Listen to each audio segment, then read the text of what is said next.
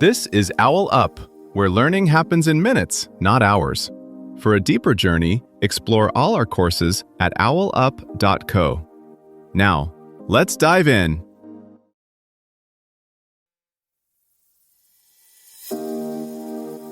Welcome to Chapter 1 of our series, Facing Ethical Dilemmas, A Personal Journey. In this episode, titled The Landscape of Ethical Dilemmas, we'll explore the common ethical challenges we encounter in our daily lives and various contexts. So, let's dive in and start uncovering these dilemmas together. About half of workers say they've seen something at work that felt wrong, but many stayed silent. Now drop yourself into 3 moments. A doctor with 1 vaccine left, a manager spotting quiet fraud, a coder training biased AI. Which right thing wins when rights collide? Ethical dilemmas don't just show up in dramatic crises, they creep into routine choices that feel annoyingly gray. You're weighing privacy against transparency when you're deciding whether to copy your boss on a sensitive email. You're juggling fairness and loyalty when a close colleague breaks a minor rule.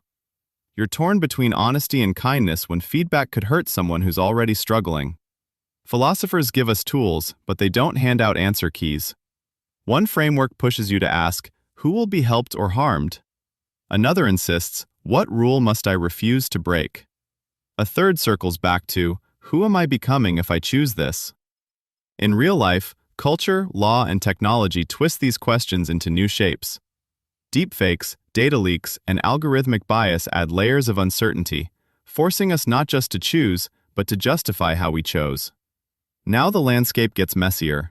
Legal codes, company policies, and public opinion all layer onto your personal compass. A social media manager weighs brand image against giving an unfiltered apology. A nurse confronts hospital rules when a family begs for more information. A product designer must choose between a lucrative dark pattern and a clearer, slower-selling interface. Add AI systems that learn from flawed data, and you're no longer just deciding for yourself. You're shaping defaults that quietly steer thousands of future choices. Ethics gets especially tense when values stop being abstract and start costing something concrete. Time, money, reputation, influence, even your job. That's when I value X quietly turns into I value X unless it jeopardizes Y. The real landscape of dilemmas is mapped not by what people say they believe, but by what they're willing to lose for those beliefs. Consider 3 recurring fault lines. First, outcome versus principle. A safety engineer might be urged to accept a small risk so a product launches on schedule, knowing a delay could hurt the company and its employees.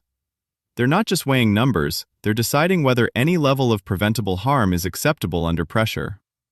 Second, loyalty versus broader responsibility. A research lead discovers data massaged to make a drug look slightly better.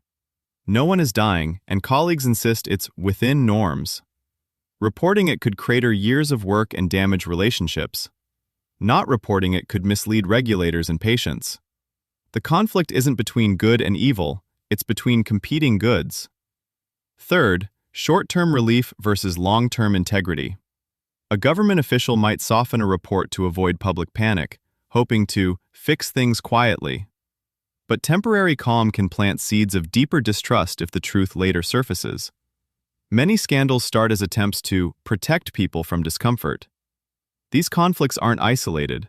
They're shaped by the systems around you. The survey numbers showing more people speak up when strong ethics programs exist hint at something crucial. We're braver when we're not alone.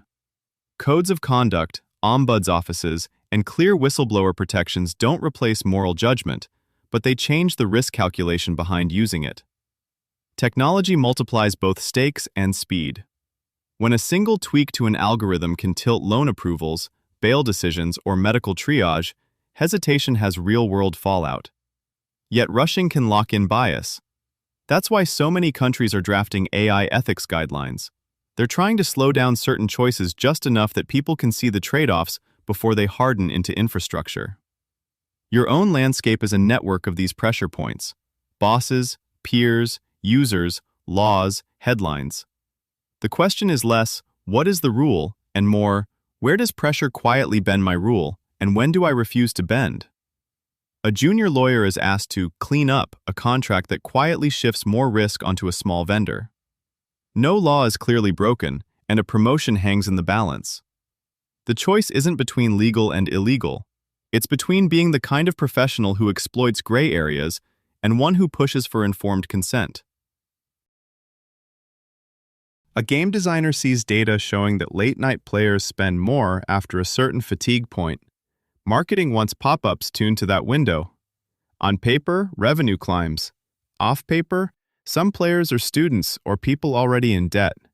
The dilemma sits in how much you're willing to benefit from someone else's weakened judgment.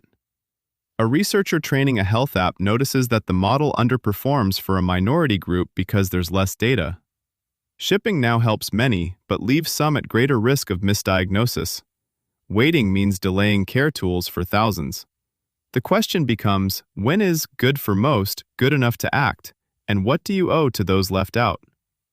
Looming choices will rarely announce themselves as big moral moments. They'll show up as interface tweaks, hiring shortcuts, quiet data uses, gene edits for just this one condition. As tools grow more powerful, your influence stretches further from your direct line of sight, like planting seeds in someone else's garden. You may never see what grows, but you helped shape the soil. That distance can numb responsibility or sharpen it, depending on what habits you've built now. Ethics rarely offers tidy endings. It's more like learning to read shifting weather than following a fixed map. New roles, like chief ethics officers and AI guidelines, are early trail markers, not final destinations. Your challenge this week: notice one small choice each day where comfort pulls one way and conscience another, and pause long enough to name that tension. This was OwlUp, your daily step forward. To keep learning with structured courses and more insights, go to owlup.co. Until tomorrow!